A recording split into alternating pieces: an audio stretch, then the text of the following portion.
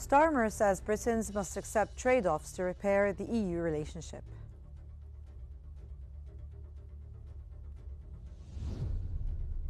And Putin grants visa-free access for Chinese citizens.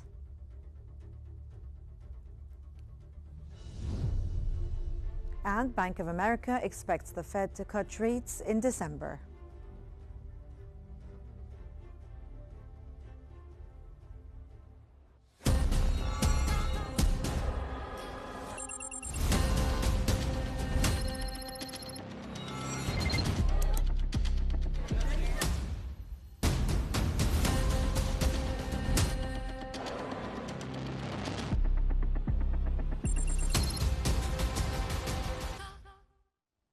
I'm Salma El-Feki and welcome to the Economic Bulletin. We start off with Europe, where Prime Minister Keir Starmer has said that Britons must accept trade-offs to build a closer relationship with the European Union, arguing that Brexit has significantly hurt our economy and that reducing trade frictions is essential for recovery. His comments came after talks with Brussels over joining the EU's €150 billion Security Action for Europe programme collapsed over cost disagreements. Starmer defended last week's tax hiking budget, stressing the need to lower inflation and maintain market confidence. He cited progress on an SPS deal to ease border checks and on emissions trading talks. He also confirmed ministers had considered but rejected raising the headline income tax rate.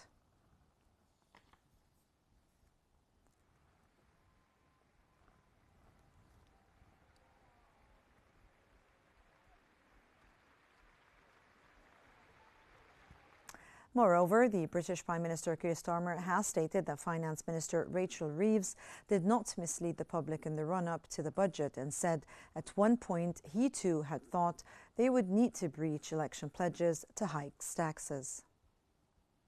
There was no misleading, and I simply don't accept, and I was receiving the numbers, that being told that the OBR productivity review means you've got £16 billion less than you would otherwise have had, shows that you've got an easy starting point. Yes, of course, all the other figures have to be taken into account, but we started the process with significantly less than we would otherwise have had. Swiss voters have overwhelmingly rejected two referendum initiatives, a proposed 50% inheritance tax on the ultra-wealthy and an expansion of mandatory civic or military service to women. And about 84% voted against extending civic duty to women, while roughly 79% rejected the inheritance tax measure. The tax proposal introduced by the youth wing of the Social Democrats sought to impose a 50% levy on inheritances above 50 million Swiss francs, with the revenue earmarked for climate change mitigation. The Swiss government and parliament opposed both proposals, arguing that they would entail huge costs and threaten the economy in the wealthy Alpine nation.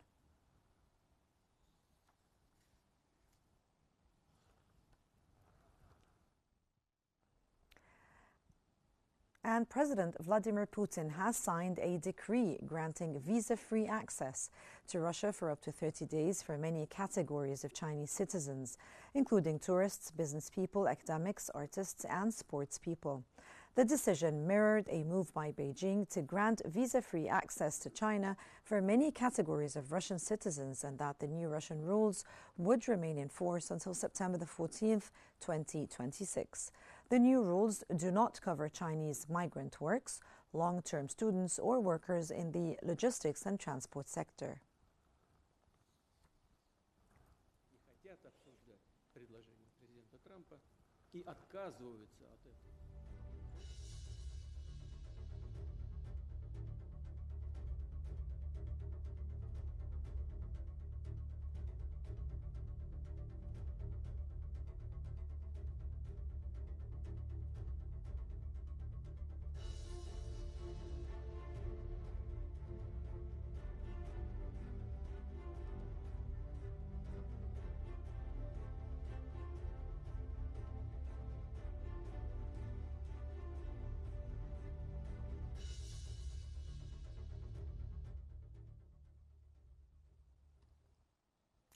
And for further analysis, we are joined from Moscow by the former advisor to the Russian President Vladimir Putin, Mr. Sergei Markov.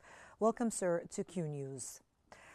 Sir, can you tell us, how does this visa-free policy reflect the current no-limits strategic partnership between Russia and China? Of course, this no-visa regime, which have been opened by Vladimir Putin today for the Chinese citizens, for Chinese tourists mostly, and have been opened by China Leader Xi a couple of months ago. Of course, they opened the door for the first of all, exchange of tourists, then more intensive economic relationship, and then exchange of culture, I would say, exchange between societies. It would be a positive result for the development of not just cooperation, but friendship between Russia and China. And in what ways, sir, could the visa-free access impact tourism, business, academic, artistic, and sports exchanges between Russia and China? Can you tell us, please? I think it will, first of all, give a good impact to the tourism. We know that a lot of Russian tourists visiting China, first of all, Chinese resort on the winter time, because China has very southern part on the sea coast, and now hundreds of Russian tourists visited. Probably in this new situation, millions of Russian tourists will come to the China during the winter time, first of all. And Chinese tourists visited, first of all, not resort, but Russian big cities, such as Moscow, St. Petersburg, Vladivostok, Khabarovsk, Yekaterinburg. It's the main.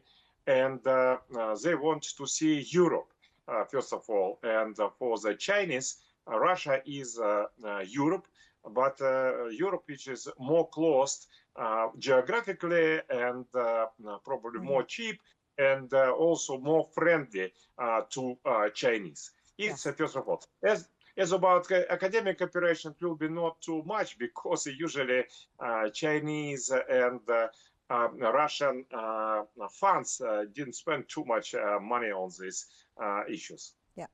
Mr. Markov, how does this visa reciprocity relate to China's earlier visa-free access granted to Russian citizens, and what are the expected benefits for both countries? Economy is mostly expected benefits for both countries, and also creation more understanding between societies, which can create a better background for the also political dialogue and partnership. More Chinese people visit Russia, more they see Russians as friends, and more they understand Russians. Same for Russians who visit China. So it's also a good background for the political alliance between Russia and China. And how significant is the Russia-China friendship and the economic relationship amid ongoing Western sanctions on Russia and the tariffs impacting China? Economic and political cooperation between Russia and China are very important. First of all, because Russia, under tremendous pressure of sanction war, 52 countries, among them mostly well-developed economically countries of Europe and United States, impose sanctions against Russia. That's why the relation with such big economies as China and India and Turkey becoming quite important, and Arabic countries as well. On the other hand, for China, very important, not so much Russian market, but for China, very important to help to Russia politically under the pressure of Western countries, because Chinese know very well that America regard China as enemy and want to destroy Chinese development. And if occasionally Russia will be not friend of China, but will cooperate with Americans, it will create great security challenges to China. Yeah. And what are the main challenges and asymmetries in the Russia-China economic relationship in 2025, particularly if you can tell us regarding trade, investment, and strategic cooperation? The main challenge is development and continuation of sanction war of America and Britain and Europe against Russia, first of all, and the Russian relations with China. Such sanction war is going more and more, becoming more and more intensive and more sophisticated. It's challenge number one, but it's absolutely clear. We can see that America and its British American and European friends want to be dictator in the world. And it means that every nation which want to be independent and which want to have freedom, such as China and Russia and other countries, has to face this aggression from America and Britain and European countries. So it's a normal challenge that will be continue during many years until we altogether crash attempt of the Western countries to be dictator of the world. Another problem is a problem of different kind of coming all together from technological point of view, because now technological platforms play a very important role. And in fact, China, which has a more developed economy, they suggested Russia to join Chinese technological platform. But this can minimize Russian sovereignty. But Russians very much insisting on sovereignty. So how to choose, how to find compromise between domination of the China or from technological point of view and to find more cooperative methods for joint business. This is a major another challenge. And what role do the visa policies like these, sir, play in the broader efforts to deepen the Russia-China cooperation in areas such as energy, agriculture, digital economy, and cultural ties? Of course, no visa regime will help to businessmen to travel to on countries much more free and much more intensively. And we hope that will encourage business cooperation very sufficiently.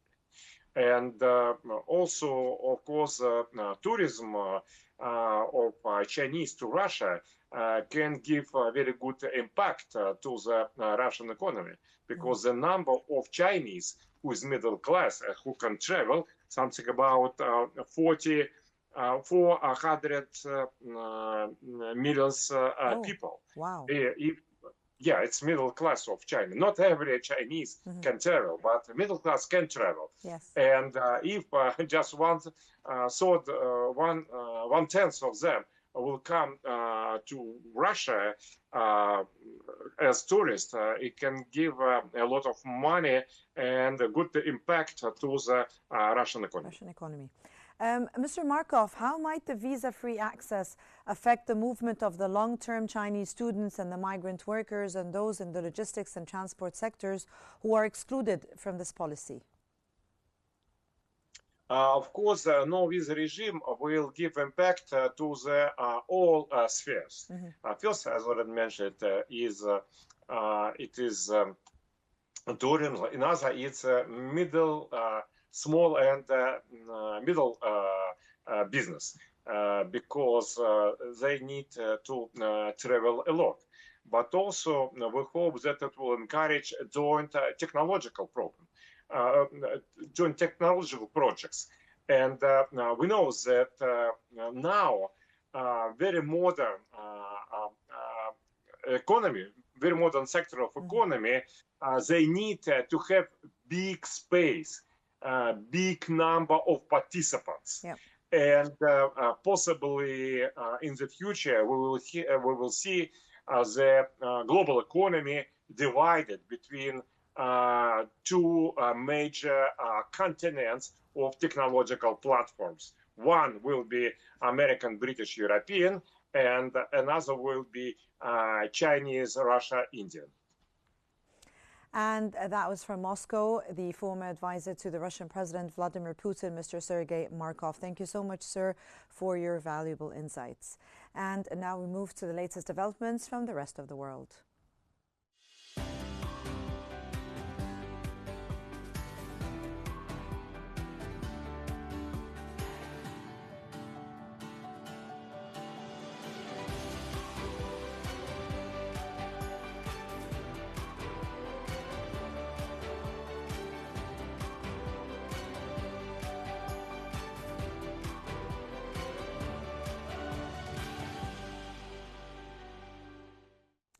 In Asia, the Standard Chartered has said in a note that the bank upgraded its forecast for China's 2026 GDP growth to a 4.6% from a 4.3%, citing resilient exports and steady gains in productivity.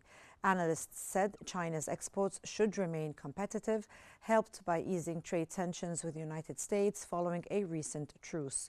Continued improvement in total factor productivity is also expected to bolster growth, and the bank now anticipates that Beijing will set its official 2026 growth target in the range of a 4.5 to a 5%.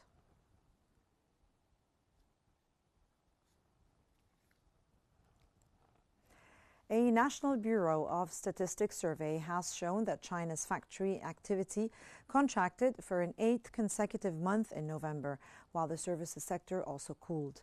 The data underscores a policy dilemma over whether to continue with tough structural reforms or introduce more stimulus to boost domestic demand.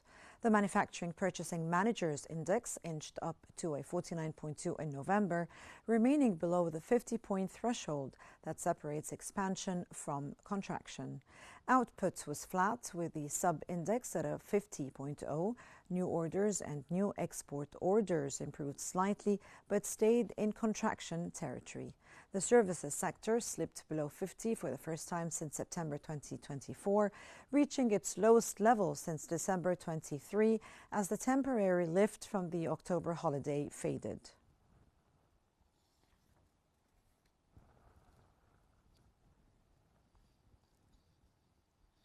Moreover, the Bank of Japan Governor Kazuo Yoda has given his strongest signal yet of a possible rate hike this month, saying the bank will weigh the pros and cons at its next meeting. He expressed confidence that the economy will rebound from its third quarter contraction, with the impact of the U.S. tariffs smaller than feared. Yoda said conditions for a hike are improving, citing acute labor shortages, strong corporate profits, and pressure from major business groups to keep raising wages.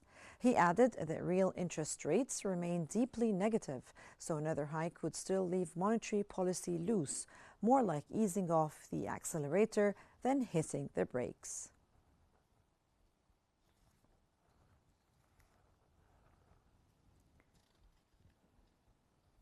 The Reserve Bank of India has reported that the current account deficit moderated in the July-September quarter on the back of a lower merchandise trade deficit.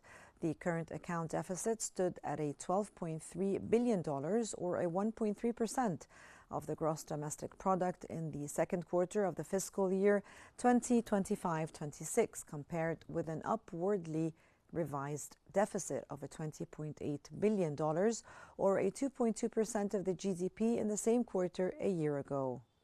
The bank also stated that in the preceding quarter, the current account had recorded a deficit of a $2.4 billion, or an 0.2% of the GDP.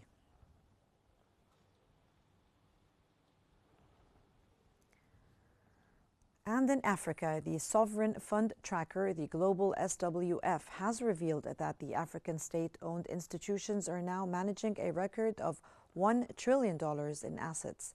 The tracker noted the 5 new sovereign wealth funds launched this year alone, including the BSWF in Botswana, the FIS-RDC in the Democratic Republic of the Congo, and the ESWF in Eswatini, and the KSWF in Kenya, and the OSWF in Nigeria's Oyo State. It added that the Libyan Investment Authority, with $68 billion in assets under management, is the largest among Africa's roughly 33 sovereign wealth funds.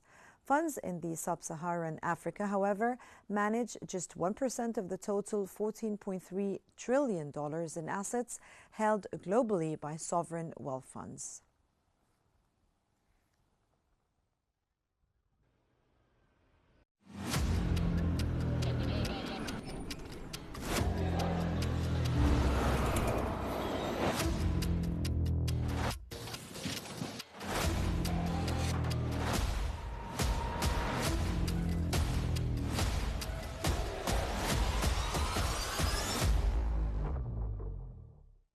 And the Bank of America Global Research has expected that the U.S. Federal Reserve to cut interest rates by 25 basis points at its December meeting, citing weak labor market conditions and recent comments from policymakers hinting at an early cut. The bank had previously expected borrowing costs to remain unchanged at the Fed's December meeting. It now sees 2 additional quarter-point cuts in 2026 in June and July, bringing the terminal rate to a 3.0% to a 3.25%.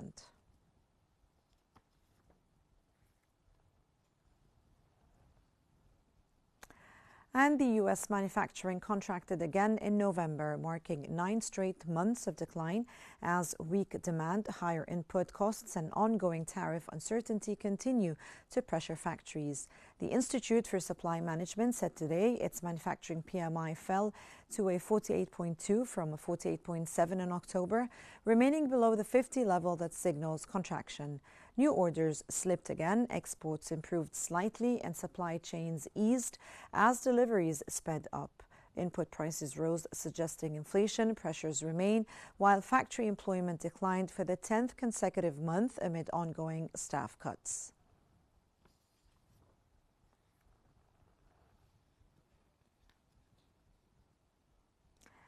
And the Adobe Analytics has said that the U.S. consumers are expected to spend $14.2 billion online this Cyber Monday, up to 6.3% from last year, boosted by strong Black Friday momentum and growing use of AI shopping tools. Black Friday online sales hit a record of $11.8 billion, with chatbots helping shoppers navigate prices amid tariff concerns. Analysts note AI is accelerating buying decisions. In over half of Cyber Monday, spending is forecast to come from electronics, apparel, and furniture, with early promotions from retailers like Walmart. AI-driven site traffic is expected to rise a 670% from last year.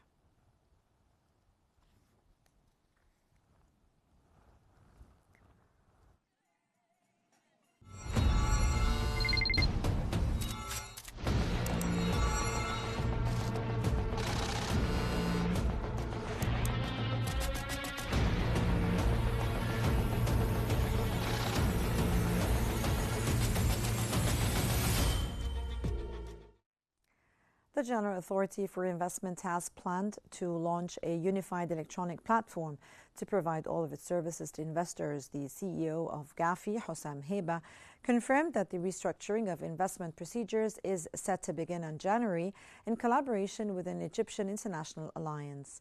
Heba explained during the first meeting of the Egyptian-Korean Committee for Business Development and Investment that the unified platform will allow for the issuance of licenses, approvals, and tracking of applications electronically. In addition, it will offer the Golden License and improve the customs clearance system, which will enhance the efficiency of the business environment and attract more foreign investments.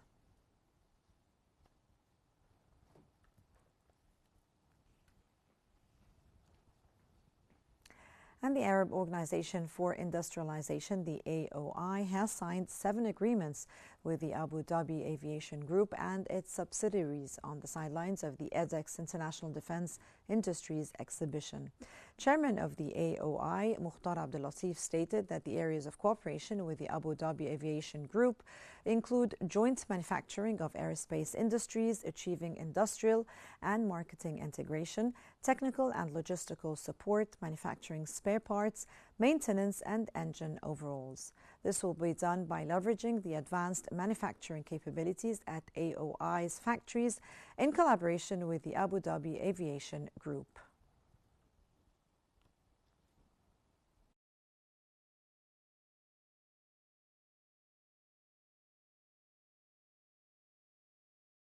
Yasser El-Romayan has stated that the kingdom aims to attract more Japanese companies as it seeks foreign investment to support its economic diversification plans. He noted that Saudi Arabia has invested about $11.5 billion in Japan since 2017 and expects this to rise to roughly $27 billion by 2030. And speaking at the Future Investment Initiative Priority Summit in Tokyo, El-Romian added that the PIF's new 5-year strategy through 2030 has been approved by its board.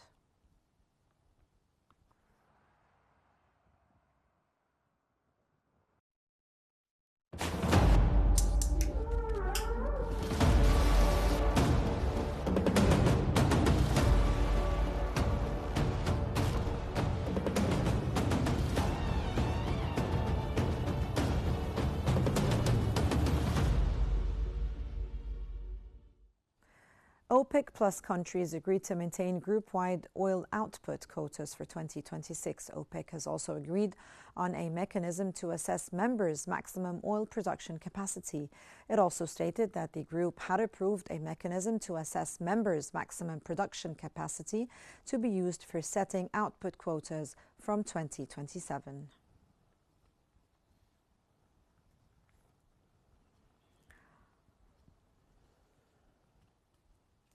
And Russia's Deputy Prime Minister Alexander Novak has stated that the global oil market remains stable, largely thanks to coordinated OPEC Plus actions with only minor volatility linked to geopolitical risks. Novak noted that oil demand has slightly declined recently, but said the supply balance is maintained for the winter. He added that the OPEC Plus decisions aim to manage the market without increasing supply at this time.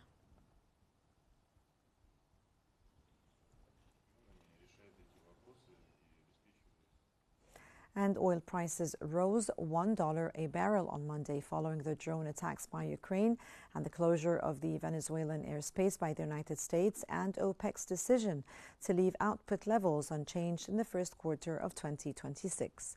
Brent crude futures advanced a 1.6% to $63.38 a barrel. U.S. West Texas Intermediate crude gained a 1.61% to a $59.49 a barrel.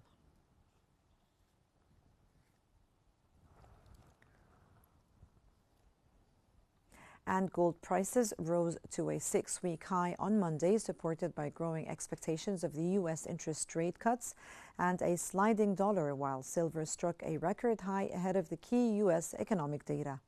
Spot gold was up an 0.1% at a $4,233.83 per ounce, its highest since October the 21st. U.S. gold futures for February delivery gained an 0.3% to a $4,266.60. Silver was up a 3.1% to $58.09 per ounce after hitting an all-time high of a $58.23 earlier. The white metal has risen over 100% so far this year.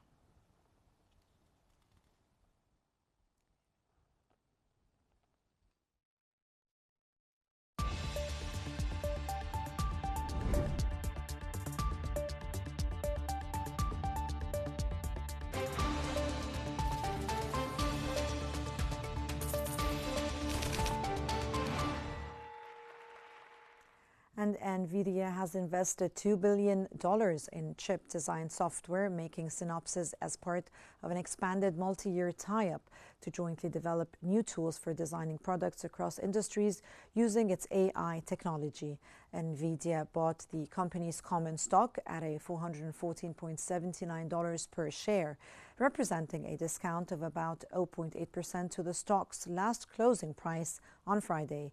And under the partnership, Synopsys will use NVIDIA's suite of developer tools and code libraries to work on its applications spanning chip design, physical verification, molecular simulations, and other processes involved in EDA.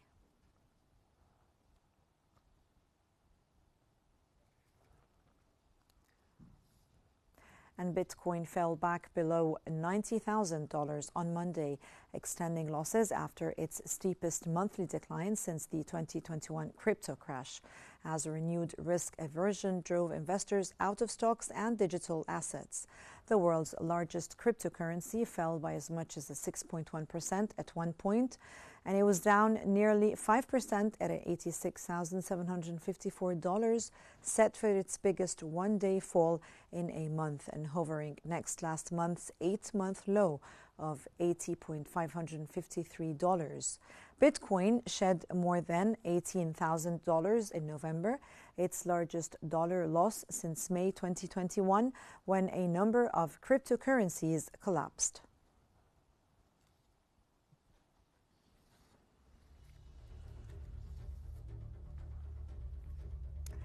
And that brings us to the end of our economic bulletin, and here's what we have been covering. Starmer says Britons must accept trade-offs to repair EU relationship.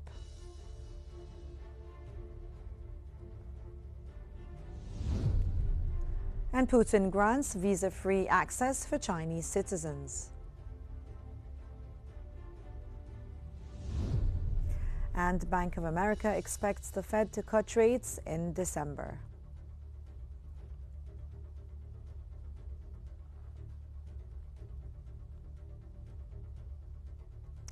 And this concludes our economic bulletin. And don't forget to follow Q News on YouTube, Facebook, X, Instagram, and TikTok at Q News EG to stay informed. And thank you for watching, and stay tuned for more updates on Q News.